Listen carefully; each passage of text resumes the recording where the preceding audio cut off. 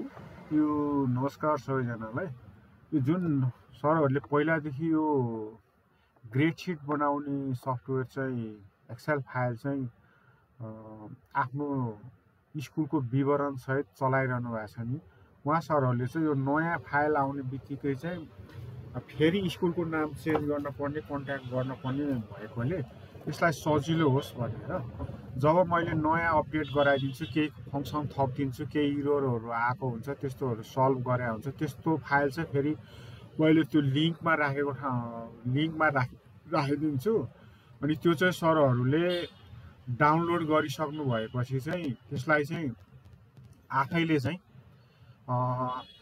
त्यो पहिलाको फाइलबाट चाहिँ सरहरूले आफ्नो स्कुलको विवरण चाहिँ इम्पोर्ट गर्न सक्नुहुन्छ। विद्यार्थी पुरानो डाटा छ भने विद्यार्थीको डाटा इम्पोर्ट गर्न सक्नुहुन्छ।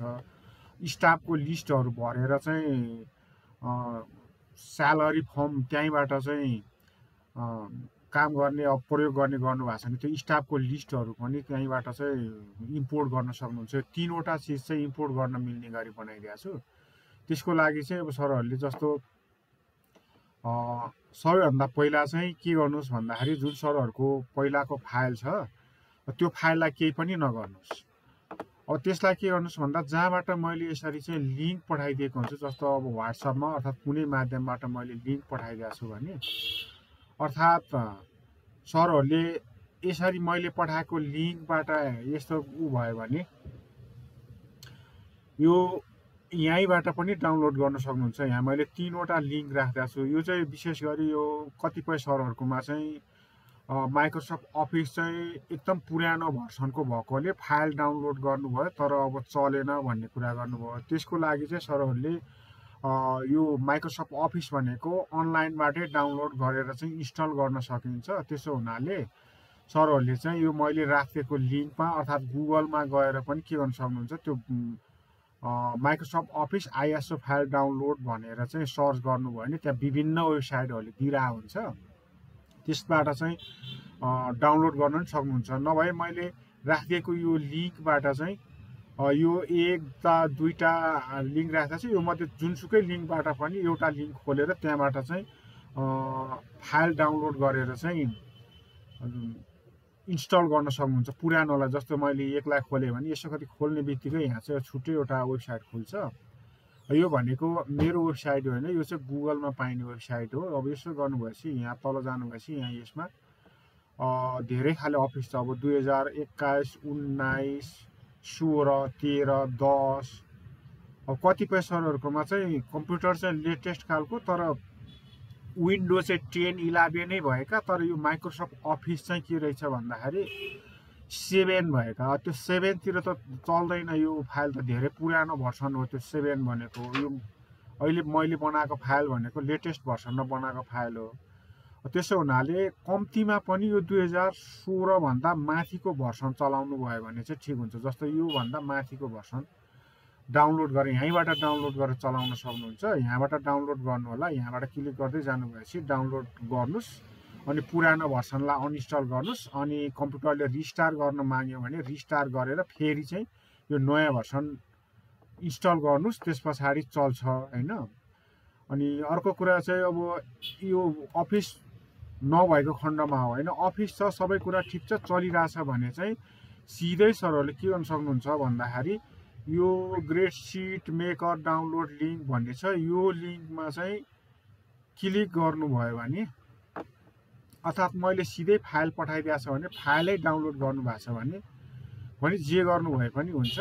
यो लिङ्कमा क्लिक गर्नुभयो भने यो लिङ्कबाट जाँदा चाहिँ यस्तो खालको एउटा वेबसाइट खुल्छ। यो प्रायः मोबाइलमा काम भन्दा पनि कम्प्युटरको लागि हो। कम्प्युटरमा यसरी वेबसाइट खुलेपछि यहाँनिर चाहिँ यो डाउनलोड भन्ने हुन्छ, यहाँ क्लिक गर्नु होला। यसो गर्नुभएपछि यसले तपाईँहरूको आफ्नो इन्टरनेटको स्पिडको आधारमा कोहीको चाँडो डाउनलोड हुन्छ, कोहीको ढिलो डाउनलोड हुन्छ। त्यो चाहिँ हजुरहरूको स्पिडमा भर पर्छ। एक अर्को कुरा चाहिँ यो पहिला फाइल चाहिँ भाइरस हो कि होइन भनेर क्लिन गर्छ। त्यो क्लिन गर्ने टाइम लिन्छ। जस्तो यसो गरेपछि यहाँ ओपन गर्ने हो कि डाइरेक्ट सेभ गर्ने हो कि सेभेज गर्ने हो कि जे गर्नुभयो नि हुन्छ, भरसक सेभ गर्नुहोस्। सेभ गर्नुभएपछि यो फाइल यसरी चाहिँ यो डाउनलोड भयो नि, यो डाउनलोड हुँदैछ। यो दुई खाले फाइल छ। यो दुई खाले फाइल मध्ये यो लिङ्कबाट डाउनलोड गर्यो भने यसरी चाहिँ डाउनलोड हुन्छ। अब यहीँबाट चाहिँ यस्तो गरेर ओपन गर्नु होला। ओपन गर्नु भएपछि यहाँ चाहिँ यसरी चाहिँ अब यो ओपन हुँदैछ।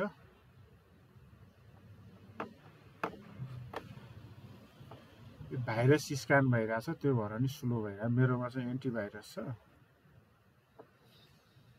अब यसरी चाहिँ यो फाइल ऊ भयो नि। त्यस पछाडि अब के गर्नुहोस् त भन्दाखेरि सरहरूले पहिल्यैदेखि चलाउनु भएको छ भने चाहिँ यही फाइलमाथि चाहिँ डबल क्लिक गर्नु होला। अनि यहाँ यी फाइल खुल्यो दुईवटा। यो चाहिँ डिजाइन 1 र डिजाइन 2 को हो। अब यो कुन चाहिँ चलाइरहनु भएको छ, जस्तो यो खोल्नुहोस्। यसरी खोल्नु भएपछि के भयो त भन्दाखेरि एकछिन यो खुल्नलाई टाइम लाग्छ। यो खोलिसकेपछि जुन यो पहिला डाउनलोड गरेको वेबसाइट छ यसलाई चाहिँ यसरी बन्द गरिदिनु भयो नि हुन्छ, केही फरक पर्दैन। यसरी खुलिसकेपछि अब यसको इम्पोर्ट गर्ने ठाउँ त धेरै छ, तर प्राय के गर्नुहोस् भन्दाखेरि अब यहाँ जुन अहिले चाहिँ यो स्कुलको नामहरू केही पनि आएको छैन नि।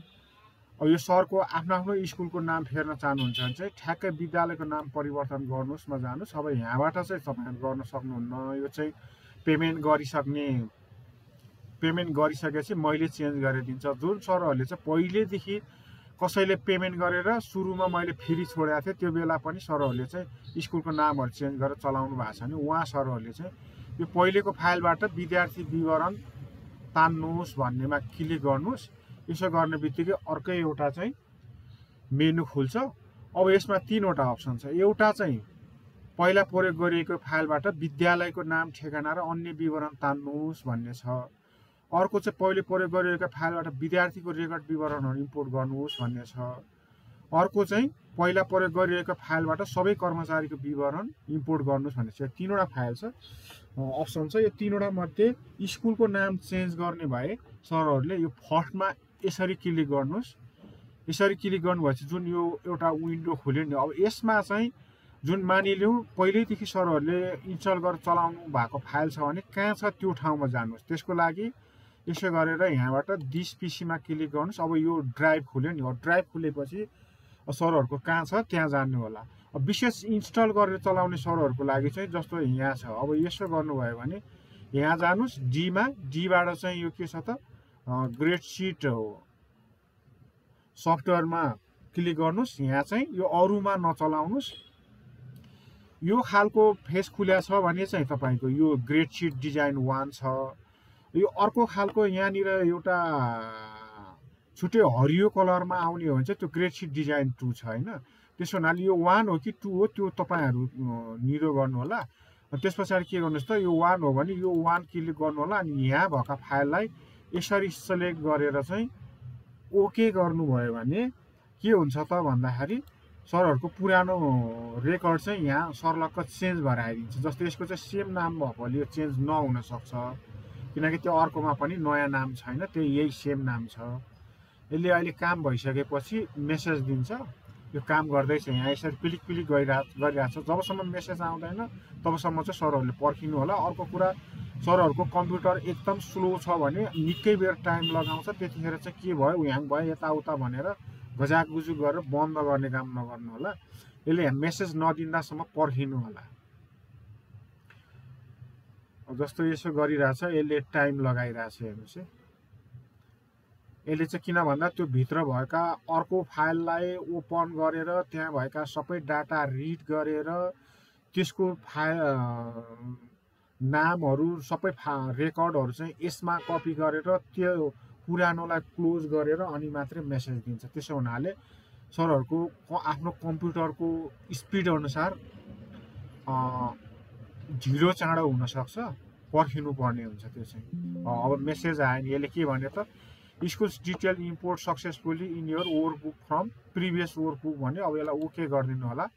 अब यहाँ मेरो चाहिँ चेन्ज भएन, किन भन्दा त्यो पहिलो फाइल र अहिलेको फाइलमा सेम नाम छ। जस्तो म अर्को नाम चेन्ज गरेर देखाइदिन्छु है। त यहाँ जस्तो यो सेम नाम भयो, यो अघि मैले भने जस्तै गरी गर्नु होला सरहरूले चाहिँ। अब होइन सरहरूको अर्कै ठाउँ फाइल छ, अर्कै ठाउँ चलाउनु भएको छ भने, जस्तो यसरी कुन ड्राइभमा छ, कहाँनिर फाइल राख्नु भएको छ, त्यो हिसाबमा पनि त सरहरूले चाहिँ चलाउन सक्नुहुन्छ। जस्तो मैले यो यसो गरेपछि अब फाइलको नाम सेलेक्ट गर्नु होला, जहाँ राख्नु भएको छ त्यहाँ गएर अनि ओके गर्नु होला। जस्तो यसको नाम फरक छ, यहाँ माथि चेन्ज गरिदिन्छ अहिले, हेर्नुहोस् है, त्यसले एकछिन टाइम लगाउँछ यसले।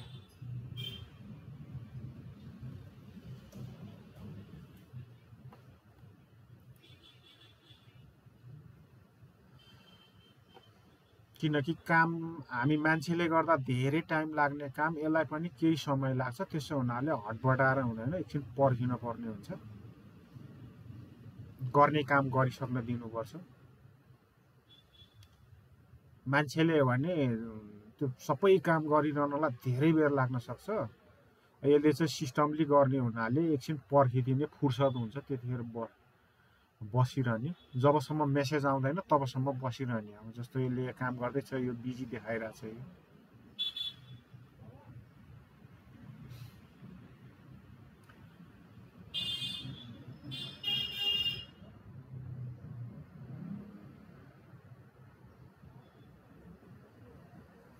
किनकि सबै काम सरहरूले गर्न पाउनुहुन्छ, स्कुलको नाम फेर्ने अप्सन चाहिँ सरहरूलाई छैन। त्यसो हुनाले अब यसरी आयो नि, अब यसो गर्ने बित्तिकै के भयो त, अब यो माथिको स्कुलको नामहरू ठेगानाहरू सबै फेरियो। यो लोगो चाहिँ यही लोगोमाथि चेन्ज गरेर क्लिक गरेर पछाडि चेन्ज गर्नु होला, यो लोगो फेर्दैन यसले। तपाईँको अरू विवरण चाहिँ फेर्यो। जस्तो अब यता गएर क्यारेक्टरतिर, ग्रेडसिटतिर हेर्नुभयो भने यो सबै फेरिसकेको हुन्छ। यसरी यो सबै फेरेर आइसक्यो नि यो, होइन। यसरी चाहिँ यसलाई चाहिँ स्कुलको विवरण चेन्ज गर्न सक्नुहुन्छ यसमा, होइन। अनि त्यस्तै फेरि यो डिजाइन 1 को भयो। त्यही हिसाबले अब विद्यार्थीको विवरणहरू पनि छन् भने यहाँ क्लिक गर्नु होला, स्टाफ छ भने यहाँ क्लिक गर्नु होला। त्यही अघिकै सिस्टमले जुन फाइलमा त्यो रेकर्डहरू छ त्यही फाइललाई सेलेक्ट गरेर ओपन गरिदिनु होला यसको चाहिँ, होइन। यो चाहिँ डिजाइन 1 मा भयो। अब फेरि यसमा यो भइसकेपछि मानिलिउँ यसलाई चाहिँ मैले सेभ गर्दिनँ, होइन। त्यस्तै फेरि डिजाइन 2 चलाइरहनु भएको छ भने डिजाइन 2 को चाहिँ यो अर्को चाहिँ फाइल हो, होइन। यो फाइल ओपन गर्नु होला। अनि यो फाइल ओपन गर्नु भएपछि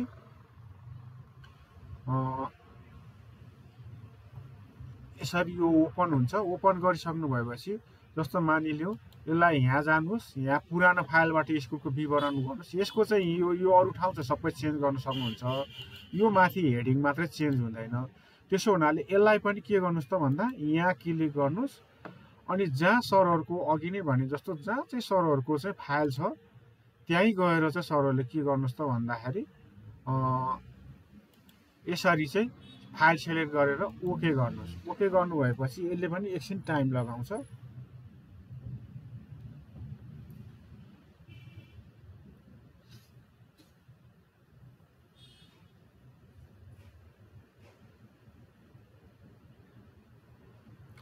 किनकि त्यो रेकर्ड आइसक्न पर्ने हुन्छ।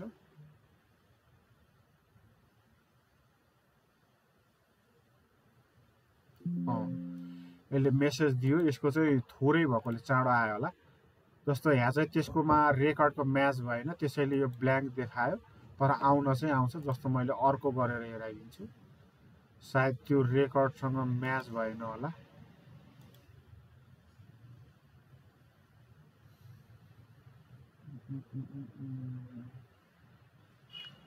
यदि यसरी आएन भने चाहिँ त्यहाँ धेरै पुरानो फाइल थियो, रेकर्डसँग म्याच भएन, आएन भने चाहिँ सरहरूले मलाई मेसेज गर्नु होला, म बनाइदिन्छु, चेन्ज गराइदिन्छु। अहिले आयो कि आएन, अहिले आयो नि, जस्तो यसरी आयो, होइन। यसरी सबै रेकर्ड तानिसकेपछि चाहिँ अघिकोलाई पनि यसलाई दुइटै फाइललाई चाहिँ यहाँ चेन्ज हुँदैमा सबै कुरा चेन्ज भयो भन्ने हुँदैन। अबदेखि के गर्नुहोस् भन्दा यो रेकर्डको सबै चेन्ज भइसकेपछि यो किबोर्डमा चाहिँ F12 दाब्नुहोस्। यसरी चाहिँ यो अप्सन आउँछ सेभ एज भनेर। यसलाई अब यहाँ चाहिँ म्याक्रो इनेबल ओर बुक भनेर गरिरहेछ। अब यसलाई के गर्नुहोस् त भन्दाखेरि मानिलिउँ सरहरूको जहाँ चाहिँ पहिलादेखि चलाइरहनु भएको फाइल छ त्यही फाइलमाथि जानुपर्ने हुन्छ। जस्तो यो डिजाइन 2 भयो, ग्रेड सुट यो भयो। अब यो डिजाइन 2 को फाइल भएकोले ग्रेड सुट मोडल 2 मा जानुस्, यो फाइललाई सिलेक्ट गर्नुस्, अनि सेभ गर्नुस्, अनि यसले रिप्लेस गर्ने कि नगर्ने भनेर सोध्छ। त्यतिखेर यस गर्नुस्, अनि के हुन्छ त अब चाहिँ यसले जुन यो नयाँ फाइल आएकोले त्यो सरहरूले चलाइरहेको फाइलको ठाउँमा रिप्लेस हुन्छ, अनि रेकर्ड बसिरहेको हुन्छ। नत्र भने चाहिँ यो रेकर्ड बसेको हुँदैन। त्यसैले अब यसलाई के गर्नुहोस् त क्लोज गर्नुहोस्। त्यस पछाडि सामान्य तरिकाले सधैँ जसरी चलाउनु भएको छ त्यही तरिकाले चाहिँ यसरी चलाउन सक्नुहुन्छ। त्यो अब जस्तो यहाँबाट यहाँ माथि राख्नु भएको छ कि यता जस्तो यसो गरेर चाहिँ, जस्तो यहाँबाट डेस्कटप, मेरो चाहिँ यहाँ डेस्कटपलाई हाइड गरेको छ। डेस्कटपमा छैन भने यसरी गर्नुभयो भने, यहाँबाट यसरी डेस्कटपमा जानुभयो भने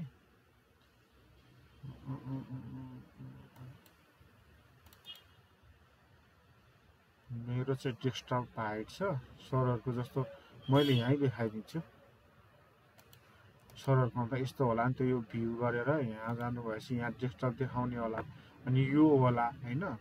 अब यो भएपछि यहाँबाट यस्तो खुलिरह होला, अर्थात् खुले छैन, कसरी चलाइरहनु भएको छ पहिलादेखि त्यही ढङ्गले चलाउनु होला। अबदेखि चाहिँ त्यो उता गइरहनु पर्दैन, सामान्य पहिला जसरी चलाउनु भएको छ त्यही ढङ्गले चलाउनु भयो भने हुन्छ। जस्तो यो 2 चलाउनु भयो भने, अब 2 मा नाम चेन्ज गरेर मैले रिप्लेस गराएको थिएँ नि फाइल, त्यसो हुनाले अब यहाँ चाहिँ रिप्लेस भएको नाम सहित आइसकेको छ होइन। यो यसरी आउँछ। अब 1 को पनि त्यस्तै छ भने, जस्तो मैले 1 को चाहिँ अघि रिप्लेस नगरेको हुनाले आएको छैन होला। अब रिप्लेस त्यो सबै कुरा चेन्ज गरेर रिप्लेस गर्नुभएको छ भने चाहिँ यी 1 को आएको छैन होइन। चेन्ज गरेर रिप्लेस गर्नुभएको छ भने चाहिँ मजाले फेरि सुरुकै तरिकाले चलाउन सक्नुहुन्छ। त्यसैले यसरी चाहिँ स्कुलको नाम परिवर्तन गर्न सक्नुहुन्छ। सरर आफैले टाइप गरेर होइन कि पुरानो फाइलबाट चाहिँ इम्पोर्ट गरेर चलाउन सक्नुहुन्छ। यसरी चाहिँ चलाइरहनु भएको सरहरूले स्कुलको नाम परिवर्तन गरेर आएका फङ्सनहरू चाहिँ परिवर्तन गर्नुहोला, अनि चलाउन सक्नुहुन्छ।